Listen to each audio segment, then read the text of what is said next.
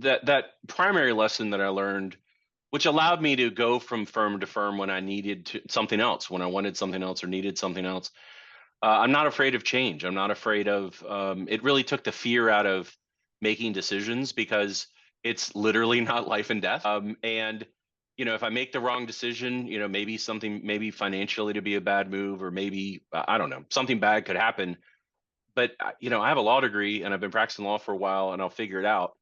Mhm. So that was the first real lesson. There was really that nothing's as big as you think it is, and don't be That's afraid to so take true. chances.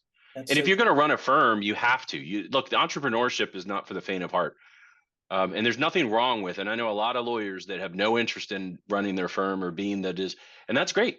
Go be a great lawyer. That's fine. But if you want to run a law firm, you have to understand. You have to be able to take risks, and you have to be able to measure those risks.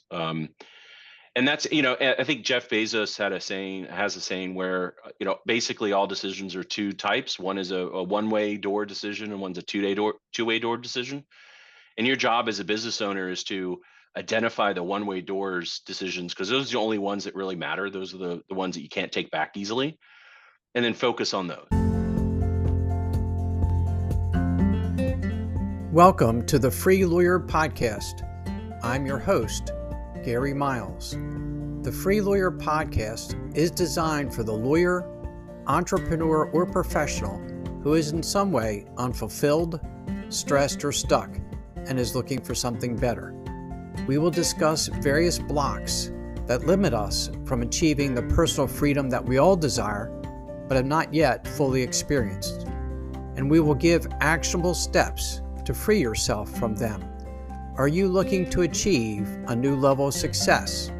If so, this podcast is for you.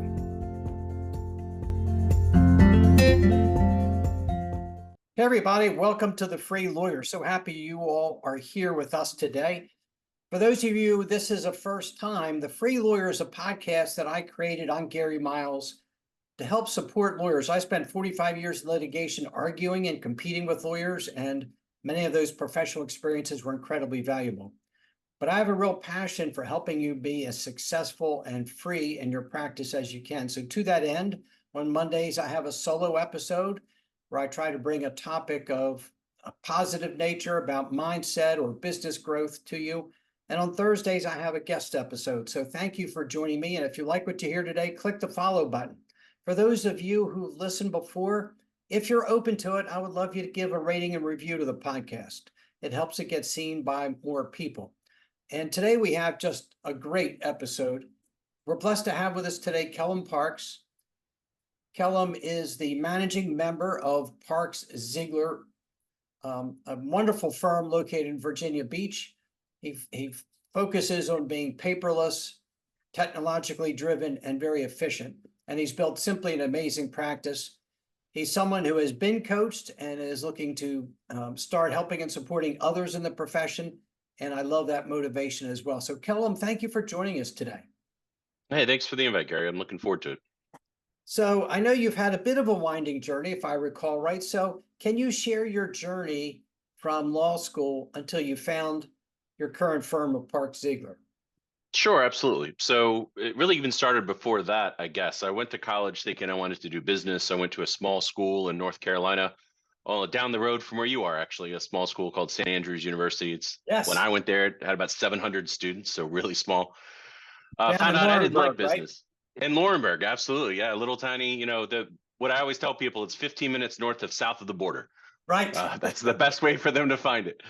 Um, but I found I didn't like business, and I one of my first professors was a philosophy professor, and I fell in love with philosophy. And if you're not going to be a philosophy teacher, there's not necessarily a direct path to a job for that. And so I ended up deciding law school, which is something I'd sort of thought about off and on. I went to William and Mary Law School in Williamsburg, Virginia, which is only about 45 minutes from where I live, which is Tidewater, Virginia, Virginia Great Beach, school. Norfolk area. Great school. Yeah, no, it's a fantastic school. Matter of fact, I applied there to go to college and didn't get in because I had the smarts and I was a good test taker, but wasn't perhaps the most diligent student, which I discovered in college, that some diligence, which was important.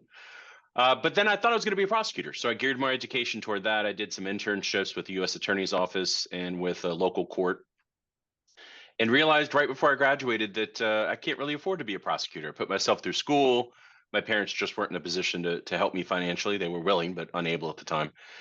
And so I jumped into the civil world, and I did worked for a local firm in Virginia Beach doing insurance defense, which I found I really didn't enjoy. Unfortunately, my last year of law school, my mother was diagnosed with lung cancer. Oh, And so I used, I was at the firm for about 9 months, and I just didn't enjoy it. I didn't enjoy insurance defense work really, and just wasn't. There were a lot of reasons, but it wasn't my thing, and I questioned whether or not I really wanted to practice law. And so I used the opportunity to spend some more time with my mom. So I actually quit practicing law for a while, waited tables for about a year and a half at a high-end restaurant. For those in the area, they knew of a great restaurant in Virginia Beach called One Fish, Two Fish. It closed probably about a decade ago now because we're getting old. But I had the good fortune of working at the Trellis in Williamsburg, so I had a lot of experience at nice restaurants. So I waited tables for a year and a half while I was trying to figure out what I wanted to do. I got to spend more time with my mom. Unfortunately, she passed around I that just time, want and to comment. I had a chance yeah. to spend a lot of time with my dad before he passed. And I realized it's one of the greatest gifts I ever had in my life, that my practice worked out just so I had some time flexibility then. He was on dialysis. I would take him to and from 3 days a week and spend hours with him. And it's just a memory and a gift that I treasure. And I'm really sorry about your mom's passing. I think it's wonderful. While it created an interruption in your career, I think it's wonderful you had that opportunity to support her during that difficult time. Well, I appreciate that, Gary, and it is, and I mean, at the time I was 26, 27 years old, and that's quite a thing at that age. But I'm a positive person by nature, and I try to be an optimist, and I'm always trying to figure out what I can take from something, even if it's a negative experience. And the only good thing that came about that situation is, I really thought if I was stepping away from law for my first job, that's it. I'm never gonna. It's a smallish community. I'm never gonna get another job. That's it. And when I made the decision to go back to law, I found a job. And one of the big lessons it taught me is that, what I like to say is life's not about boxes, that there's an infinite pathway forward. Obviously, especially when we live in a country of opportunity, and obviously there's situations that are harder than others, but at the end of the day, there's always sort of more than one option. And so that's really what it taught me. So I worked for a local firm doing litigation work. And then I got married, and my daughter, who's now 26, it was my stepdaughter, but I got to be dad, which was great. I need more money, and so I went to the firm I went to and said, "Hey, I need more money," and just wasn't a thing that they were interested in doing at the time. And I found another job, and they wished me luck, and it was a good partying. And then I got another job, and then I got another opportunity, so I went to another firm. And then in 2011, so I was at a local firm with about 30 lawyers. Enjoyed the job. I got to the point where I needed to be a partner or not. And I didn't want to be a partner with 25 other people. There were 20 or 24, I think, equity partners at the time in a 30 attorney office. Seems like a funny balance. Yeah, I mean, but look, it's a great firm, great group of people. I really enjoyed it. They've got a great reputation, but I just didn't want to be an owner where I had to run a firm by committee. Right. And there were a lot of other things. I wanted to do consumer law, which we had a conflict there. I also wanted to really dive deep into legal technology, which when you're at a larger firm, there's about 100 total people. It's a big ship, right? So it takes a long time to turn. And I wanted to use modern advertising, which I couldn't do there because, they represented a lot of big corporations and was more conservative. So for all those reasons, I took about a year to look outside and figure out, can I do this? And so I made the leap in 2012 to open a firm as a solo. Wow. I convinced my older sister to move back to the area and be my right hand to sort of help me run it. She's not a lawyer, but she, is admin and then running the office, that kind of thing. And we embraced technology from day one. So in 2012, I was paperless, cloud-based, which was pretty radical back then.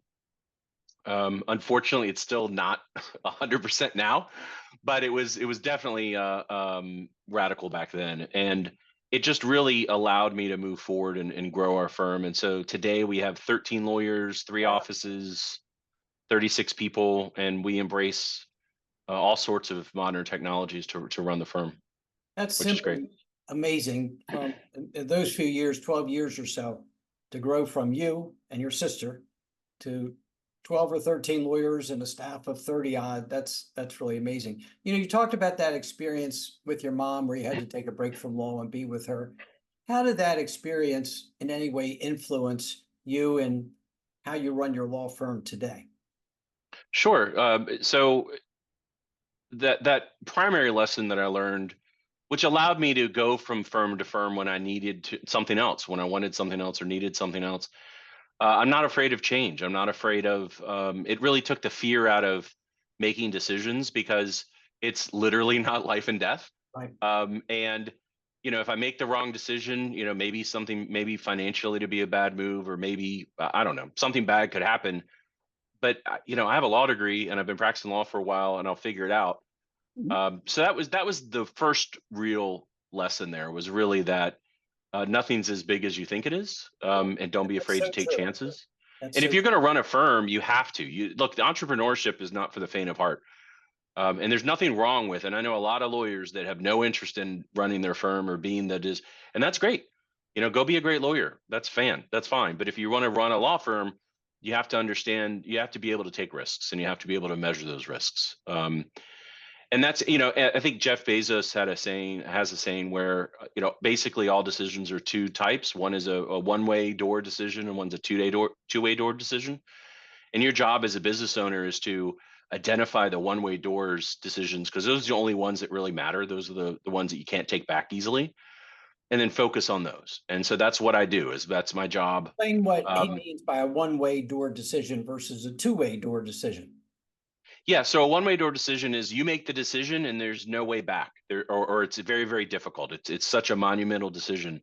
But most decisions that you make are not. You can undo it. So for instance, if we had at the firm here, and I do say I own the business. I own with Brandon Ziegler as my partner.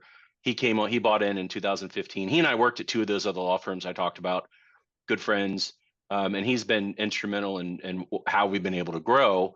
And we share management responsibility in different areas. But one of the things that he and I did is, in looking at this, is we, for instance, practice management solutions. And so we went from one practice management solution to a much larger, much more complicated one that was a six-figure decision.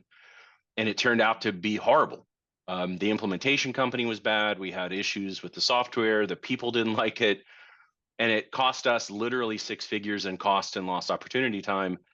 But you know what? We went to another operation since last September, and yeah, we lost some money, we lost some time, but it's fine. That's a two-way door decision, right? It's not as if it's undoable. There's repercussions, um, but those types of things are sort of what I've learned. When you're faced with literally life and death type things, you kind of realize that. The old saying that on your deathbed, you're not going to look back and go, "Wow, I really wish I would have worked another day." Right. It lets you see what's really important. And so that's really allowed me, because I met my wife shortly after that, and it allowed me to realize that that's what I wanted. I wanted a deeper relationship. I took on raising a daughter who's amazing. And those types of lessons are life lessons that I learned that have translated well to running a business. Well said. And I always like the phrase, how important is it, when I'm worried about something, focusing on something. And then I say, well, how important is it really? Because Right. usually it's not. There are solutions to most everybody. I can always, I miss a turn. I get sort of frustrated with myself. I'm on a trip. I miss a turn. And well, how important is it? I go 3 miles down it to the next exit, make a U-turn. It's 5 minutes longer. Who cares? Right. An 8-hour trip. What's 5 minutes? You Sure. used to really practice full time, and then you started kind of practicing and focusing on the business side of your firm and growing your firm. How did you manage that transition? What did you like about it? And what was the challenge? Sure. So, it's interesting is I knew I wanted to start my own firm because I wanted to use technology. I wanted to advertise differently. I wanted to do a practice area, but I never really thought about, I really wanted to run a business. It was just, I wanted to practice law a different way and do things a little differently.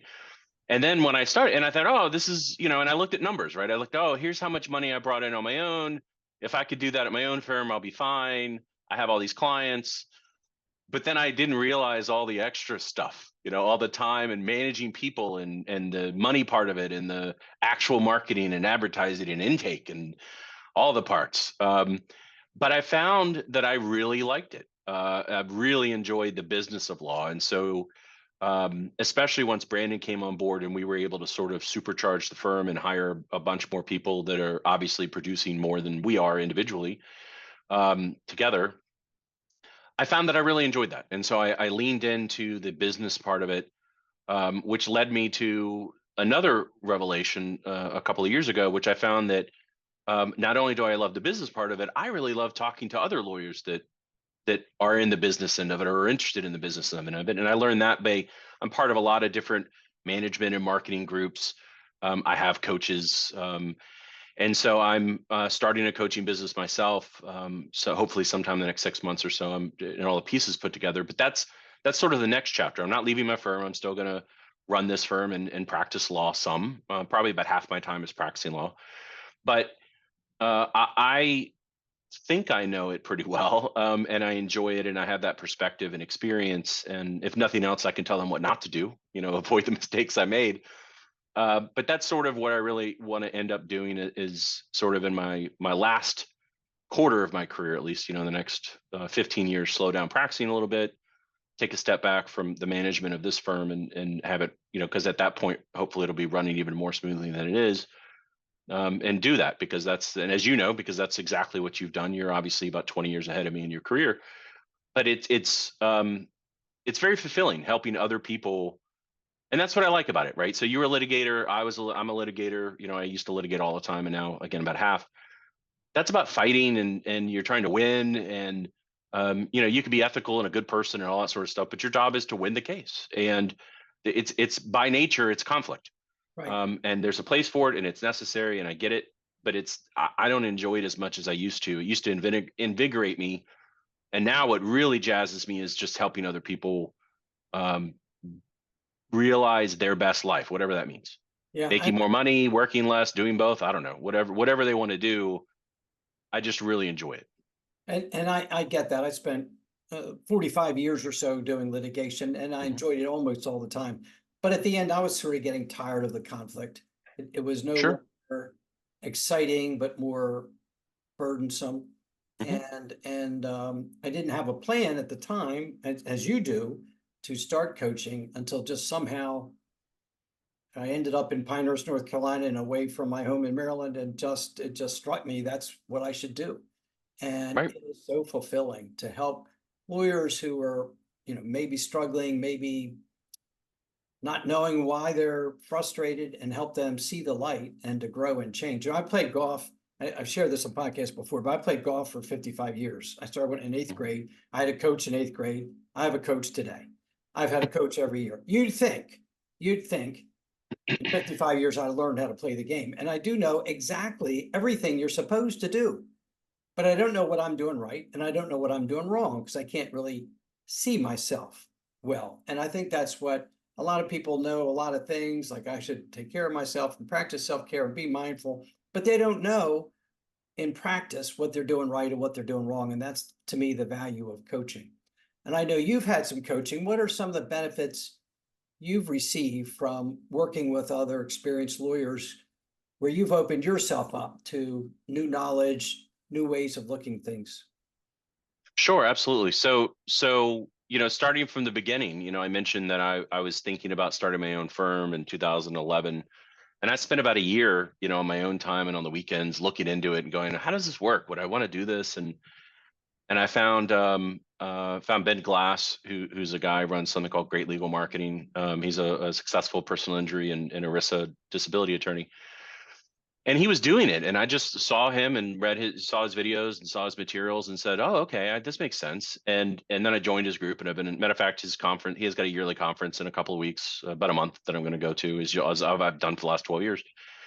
But that was the start. And so he taught me, basic mindset and figuring this out and some of the principles. And then as good as coaches are, what I also have found in a lot of these groups, most of the groups, it's really the other lawyers that give a lot of value. So one of the things that that Great Legal Marketing has done over the years at various times at the conference. They've had a Legal Marketer of the Year competition where they'll have applicants come in, and then they'll give a presentation on what they're doing and their successes and challenges, and then the lawyers would vote on who's the best.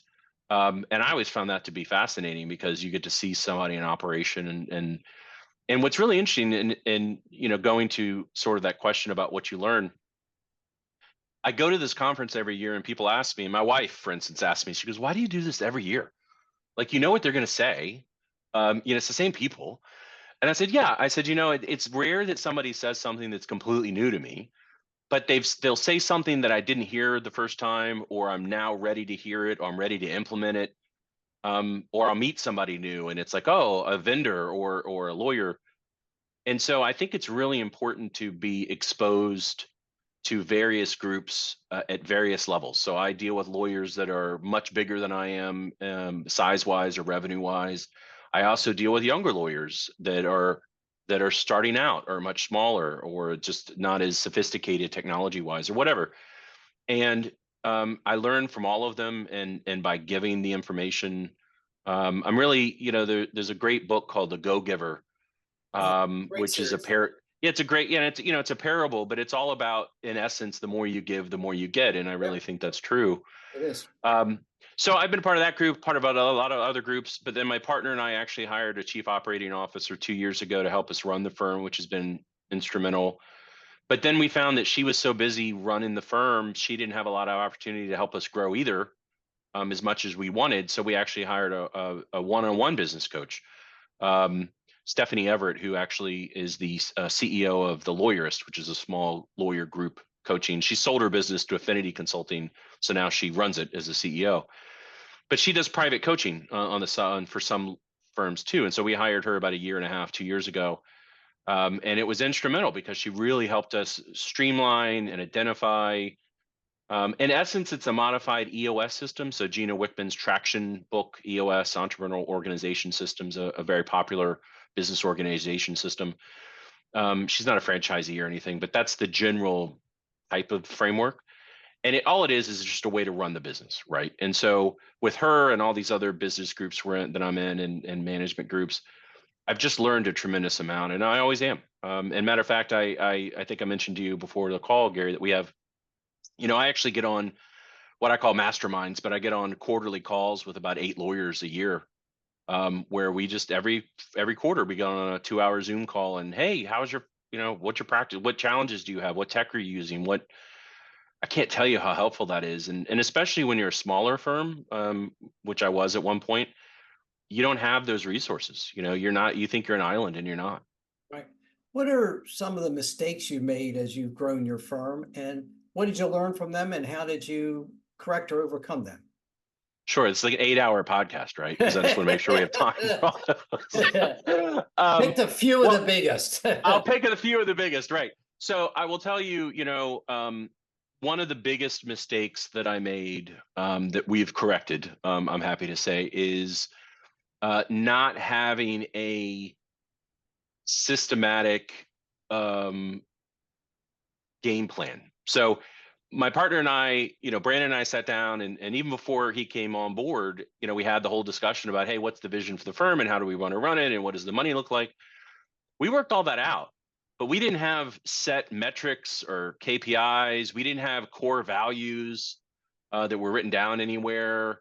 And we didn't have, and that's what sort of this EOS system is you run your firm on you have the big 5-year goal, then a 3-year goal, then a 1-year goal, and then you have quarterly meetings with set things to accomplish to meet the 1-year goal, and you have weekly meetings, and this is how you run those meetings. All that's super important, but you have to start with the core values and your people. And we try to hire good people, and we treat our people well, and we pay them well, and all that sort of stuff. But to have concrete core values that you hire to, fire to, counsel on, run your firm with, is really important. And we honestly didn't have that until Stephanie came on board. So we ran the firm for a decade. I like to say we're successful despite ourselves, because we did good legal work, we treated our people well, we had a good reputation, but it was a bit scattered. We would, with the shiny object syndrome, hey, we can open a new office over here because that looks good, or hey, we can add this practice area because we have this person who does it. you really need to focus on what you're doing. And that'll help you grow a lot more efficiently, because I think we'd probably be doubled if we had found that day one. I think we'd probably be double as far as we are now, and we're pretty good. But again, time is money, so I'm all about efficiencies. The other big one I would say, which is a big one, is it took me a long time to learn the value and the ability to delegate properly. So, it took me a while to let loose. I'm an admitted type A control freak. Like I always think I can do it best and I need to do it. It's not, I like perfection. These are all business killers. So I finally realized delegation's a good thing, and we'd worked that out. But then it's the real skill of being able to delegate and what that looks like.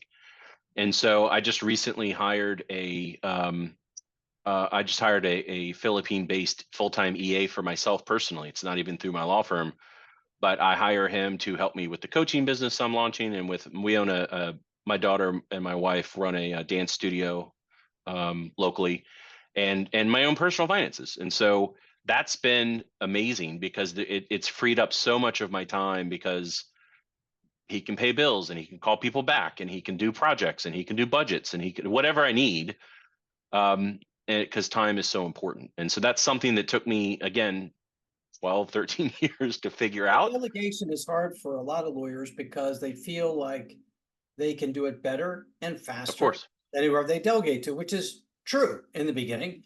But Sure. Pieces of it, or even the whole task with training and coaching and advising, that someone can be trained to do well enough, if not exactly as well as yourself. And it is such a time saver and allows us to operate at our highest level. But so many lawyers really, I guess, because we are perfectionists and control freaks, it's a very hard skill to develop, but very important one. So I'm glad that you did that. How do you balance practicing law, running the business, running the firm, living your life, being with your daughter and wife? That's a lot on your plate. How do you balance all that? Not as well as I'd like, but I am very regimented on my time. So I found one of the, I'm sure as you and a lot of your viewers do, we read a lot of books. We listen to a lot of books these days. I listen to most of my books these days, right? So as I'm working out or driving to and from work. But one, Deep Work by Cal Newport is a really important book that I found years ago, that he talks about the concept of time blocking, about just creating set blocks on your calendar to accomplish a specific type of task. And that was transformative for me. So my calendar is blocked up. Almost all free time is completely blocked up with some sort of subject matter. So every morning I get up at 5:30. And I wake up, I do whatever, I go to the gym, and then at 7:30 I start, and I have an hour from 7:30 to 8:30 where I put reading. And then I have a list. It may be reading emails, not work stuff, but like management emails or newsletters or book or whatever. And I have things for that, or casework or management, working on the dance business. I have a set date night with my wife every Wednesday night. I stop working at 5:30 and we either go out or she cooks. I'm useless in the kitchen, except eating, clearly. And I'm then the dish person, because I right. such a good cook, so I always get the dishes. That's it. And I'm no problem there. Right. I'm happy to take us out to eat or whatever. That's always an offer. Well, time blocking is so important, and so few lawyers do it. They walk into the office, they haven't figured out what they're going to do until they sit at their desk, and then they interrupt what they're doing to take every call or answer every email, which just makes them so inefficient. And batching those emails and calls together, not taking the call from every client and every lawyer while you're working on that 1 hour project you want to get done. And then at the end of the project, you give them a call back and you answer the emails that came in. So much more efficient.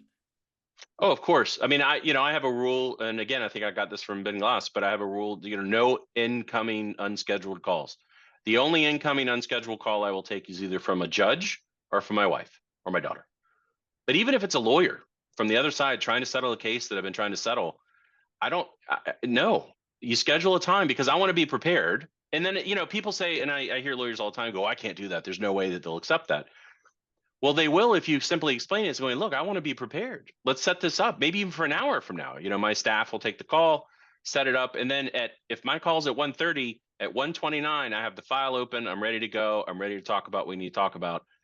Because if you don't control your time, somebody else is controlling your time, and it's a waste. Huh.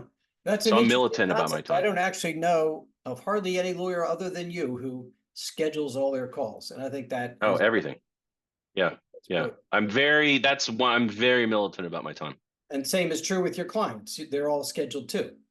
Oh yeah, no clients can't get a hold of me randomly. They'll leave a message or now we have VoIP phones, they can text my work line. I get it, but I'm not. And then I'm also lucky I have staff, right? So I have 2 paralegals and I can forward it to them to handle if it needs to handle, and they know to call them first. But I don't hand out my cell phone. I'm just not. It's expectations. I'll tell my client, look, I'm not available 24/7. If it's a true emergency, and I just don't handle that many kind of cases where it's emergency like that. I said, and always what I say is, look, if it's an emergency, call 911. But I will get to this quickly. But this is how it works. You started your own firm and you have a passion now to support and coach other lawyers. For the lawyers listening who may be thinking of starting his own firm, if you had 3 hot tips to give him or her in making the leap from being in a firm to starting their own firm, what would those be? Sure. So,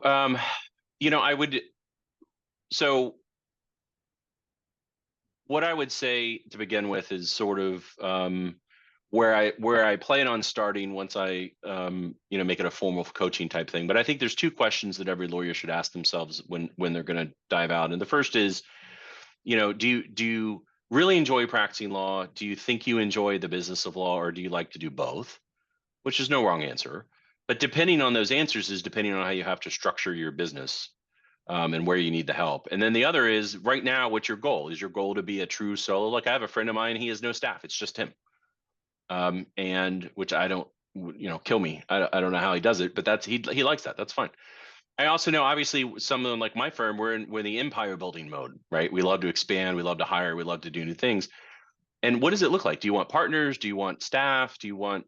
Because if you don't have a goal, and it all comes down to figure out what you like doing and what you're good at, and then what's your goal?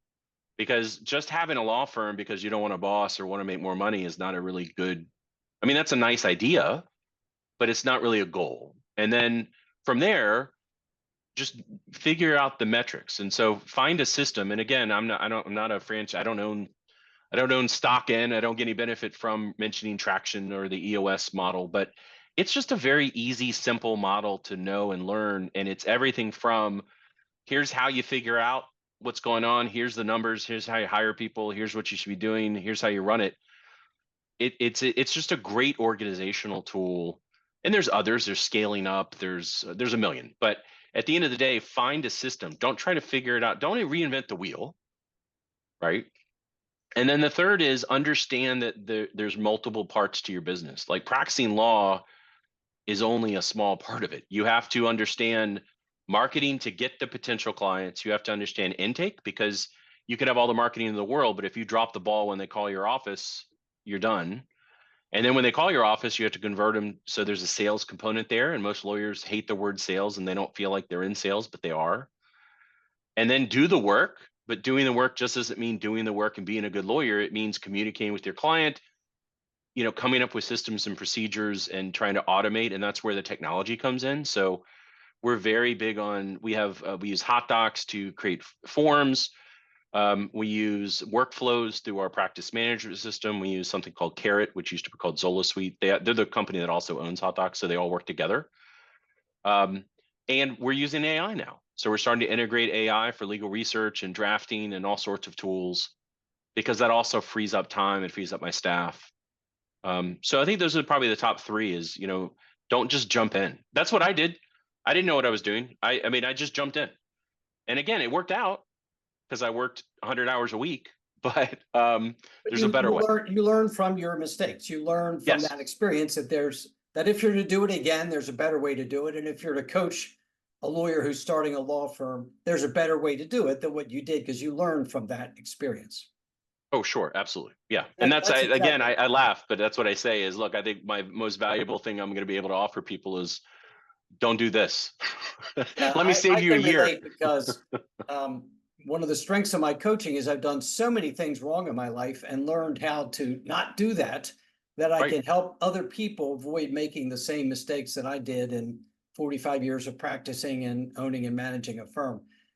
You know, you have Sure. a lot on your plate, between starting your coaching business, owning and managing a firm, practicing law, family.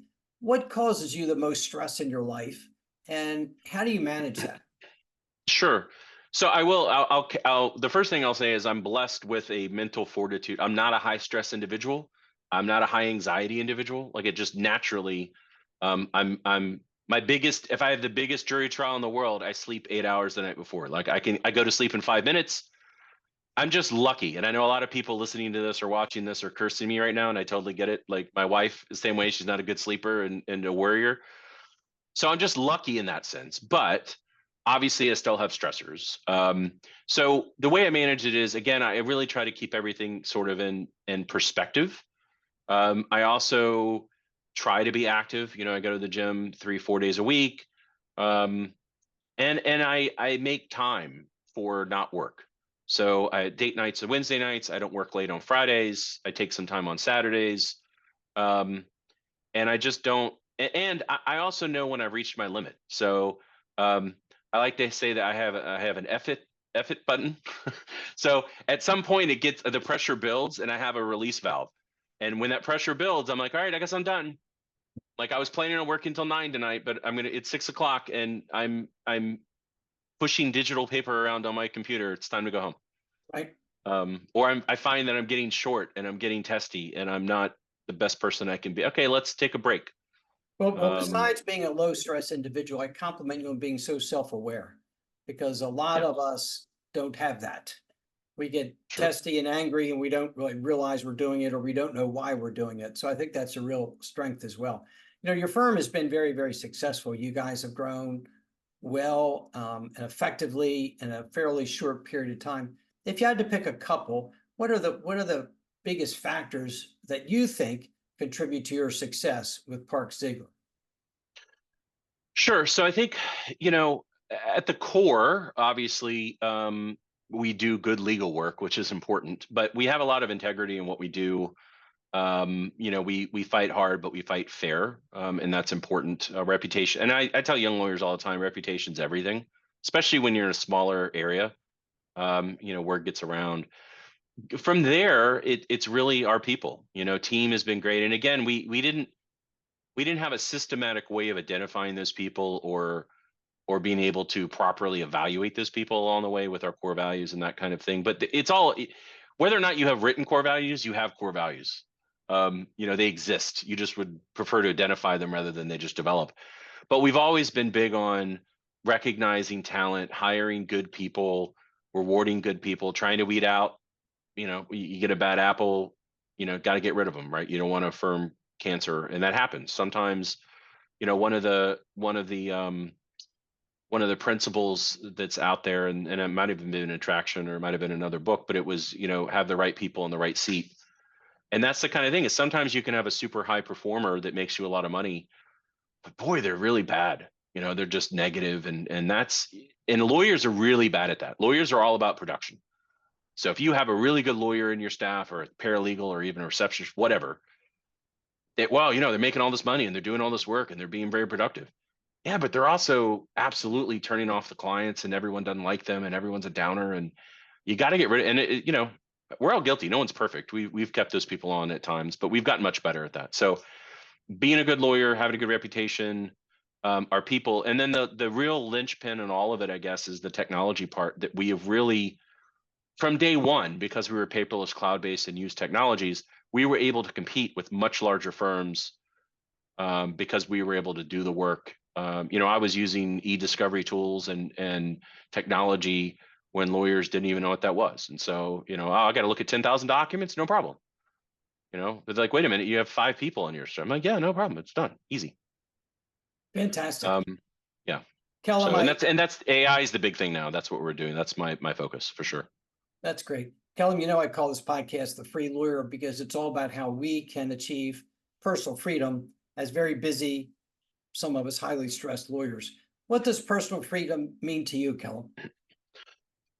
Sure. So, personal freedom to me is the ability to have 100%, well, not 100%, I guess that's a fallacy, have as much control over my life as possible. Meaning, I own the firm, right? I co-own the firm.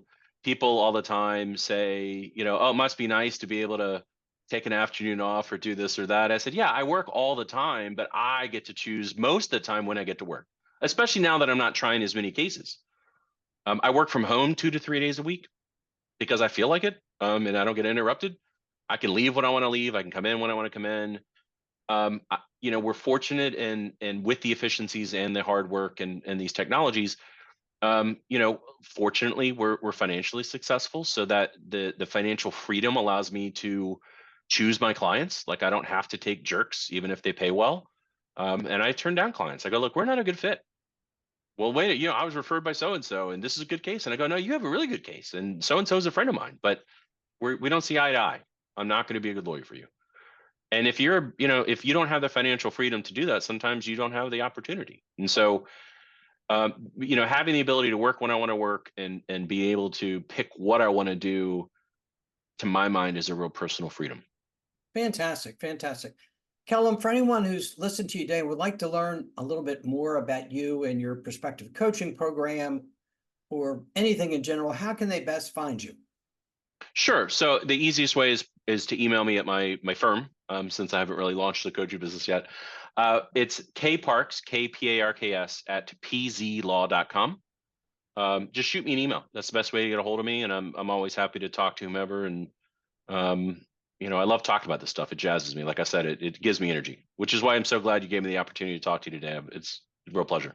Well, I'm glad I did too, because you had some just amazing insights about how to build and grow a firm. And I love your story about taking time off as a lawyer and working in the restaurant field and supporting your mom and what you learned from that. Sometimes our life takes detours that we don't see. We go on strange journeys. So I really thank you for all your insights that you shared with us today. Sure, Gary. Again, thank you so much for the opportunity. It's been a pleasure. And thank you all for listening to us today. I'm glad each of you are here. If any of you would like to have any special topics you'd like addressed on a future episode of The Free Lawyer, please contact me at gary@garymiles.net, and I'll be happy to chat with you about it. Thank you for being with us today. And as always, please be well, be safe, and be free. Thank you so much for listening to today's episode of the Free Lawyer Podcast. Wherever you are listening, if you enjoyed what I shared, please leave me a rating and review. I would appreciate hearing more about what you like best and what topics you might like me to cover in future episodes. If you are interested in experiencing a more fulfilling and a more successful life, please contact me at www.garymiles.net, where you can schedule a free discovery call with me so I can learn more about you, your challenges, and your dreams. I appreciate each and every one of you, and have a great rest of your day. Thanks to all of you for your support.